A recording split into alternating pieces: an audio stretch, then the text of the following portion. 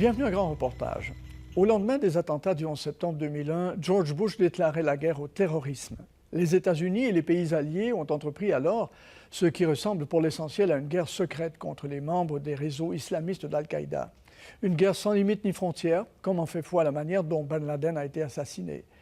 Ce document de la BBC rappelle les méthodes controversées utilisées par les services secrets et l'armée dans ce combat. Une lutte qui montre à la fois l'importance des services de renseignement, mais aussi leur défaillance face à la menace terroriste.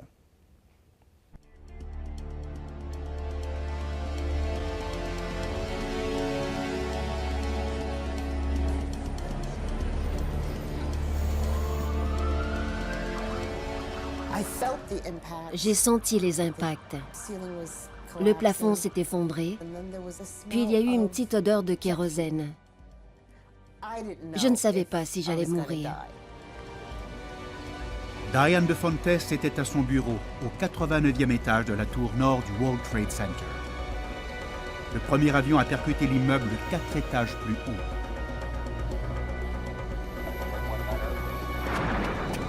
Diane s'en est tirée de justesse, mais près de 3000 personnes sont mortes aux États-Unis ce jour-là. Une telle chose pourrait se produire de nouveau. Il y en a d'autres qui veulent nous faire du mal. Sommes-nous plus en sécurité? Je pense que non. Le 11 septembre a été le coup d'envoi de la prétendue guerre au terrorisme du président Bush.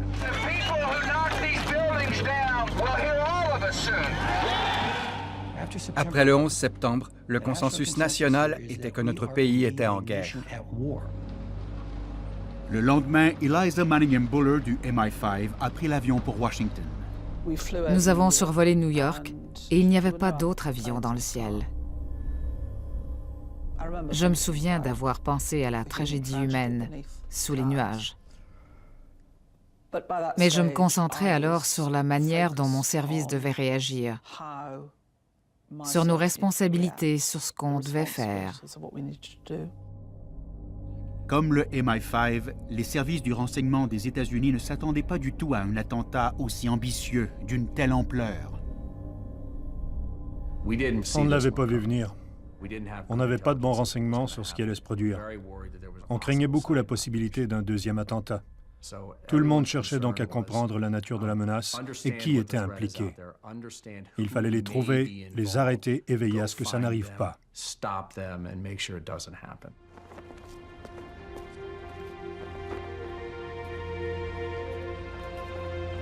Ground Zero est le plus grand lieu du crime de l'histoire des États-Unis. Mais la priorité immédiate n'était pas de traduire les terroristes devant la justice. On devait tout faire pour éliminer l'ennemi. L'attentat du 11 septembre a marqué le début d'une guerre secrète contre Al-Qaïda. Une guerre qui allait éprouver les limites de la défense des droits de la personne en Occident. On se disait, c'est une guerre du renseignement où on identifie la cible et on élimine les ennemis afin que plus personne ne meure. On va utiliser tous les outils dont on dispose afin d'éliminer la possibilité qu'ils tuent plus d'innocents.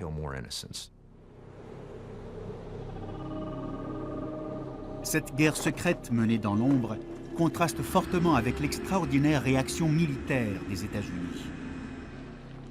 En Afghanistan, les Américains ont détruit les camps d'entraînement terroristes et ils ont renversé le régime des talibans qui avait protégé Oussama Ben Laden. Même si Ben Laden leur a longtemps échappé, ils ont capturé des centaines de prisonniers qui pouvaient connaître les membres, la structure et les projets d'Al-Qaïda. Mais il y avait un problème.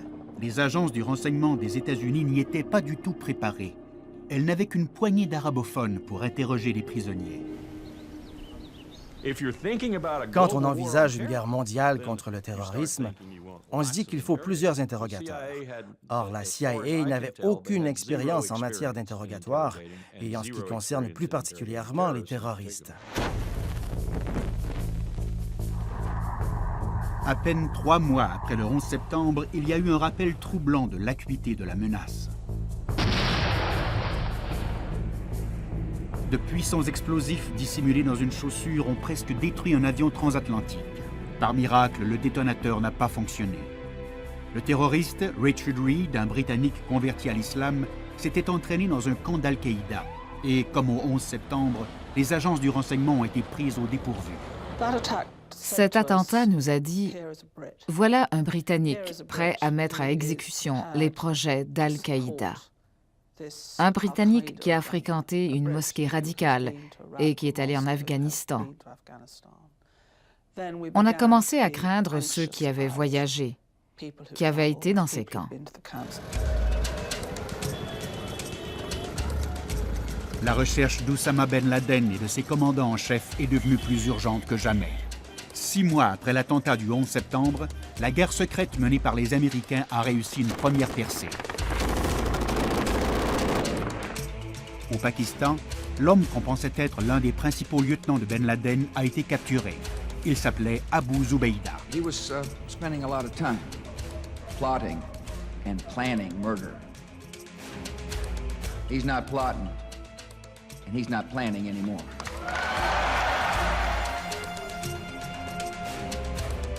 L'interrogatoire d'Abu Zubaydah allait soulever une question embêtante.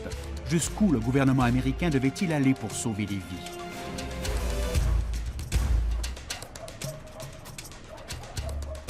On envisageait la possibilité de couper la tête du serpent. Et ce qui était vraiment bien, c'est qu'on venait d'écarter un des principaux planificateurs. On a découvert un véritable trésor de documents dans son repère. Ils ont confirmé qu'Abu Zubaydah contrôlait les camps d'entraînement d'Al-Qaïda en Afghanistan. Zubaydah connaissait les noms de presque tous les djihadistes qui s'y entraînaient. Il avait indéniablement accès aux grands dirigeants d'Al-Qaïda et il était très engagé en matière de planification opérationnelle et de formation.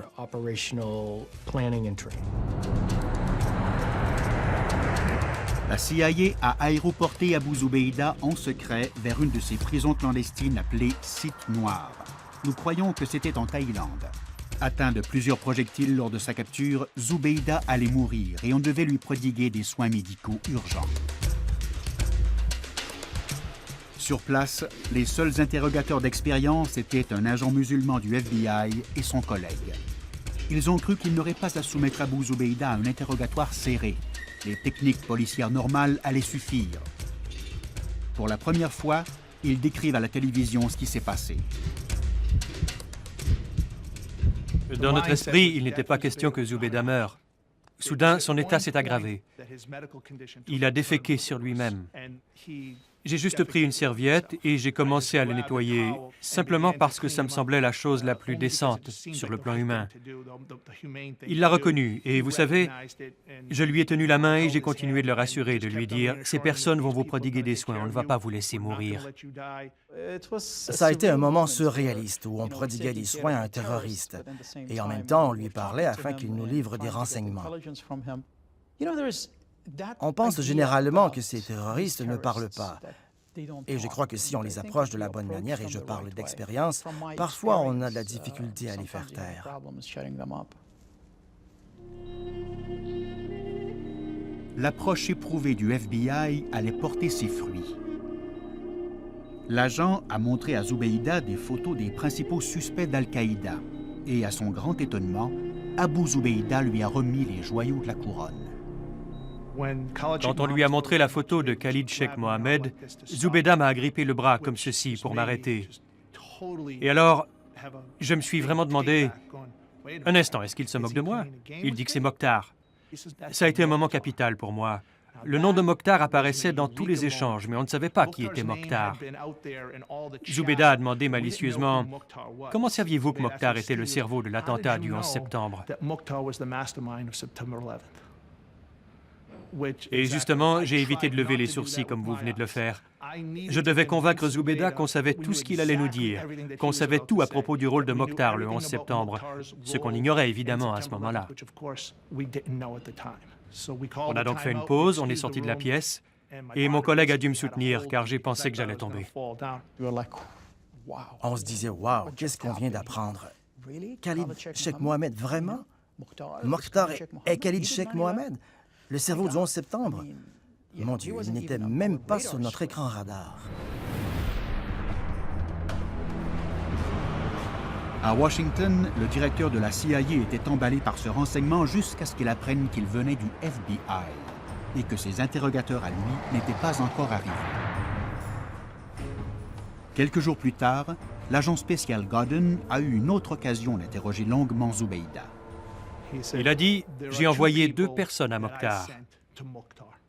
Je savais que c'était extrêmement important. Mokhtar ne les enverrait pas à l'école pâtissière ou jouer au football. Il les enverrait commettre un assassinat collectif. Nous devons trouver de qui il s'agit. Il ne m'a pas donné leur nom, mais il les a décrits de manière adéquate. Il m'a dit que l'un d'eux était américain et que l'autre était du Royaume-Uni. » La CIA a vite découvert que 2 hommes venaient de tenter de monter à bord d'un avion au Pakistan et elle a envoyé leurs photos de passeport au FBI. On lui a montré les photos. Il était stupéfait. Il a dit « Oui, c'est bien eux. Ce sont les 2 gars. » Zubeida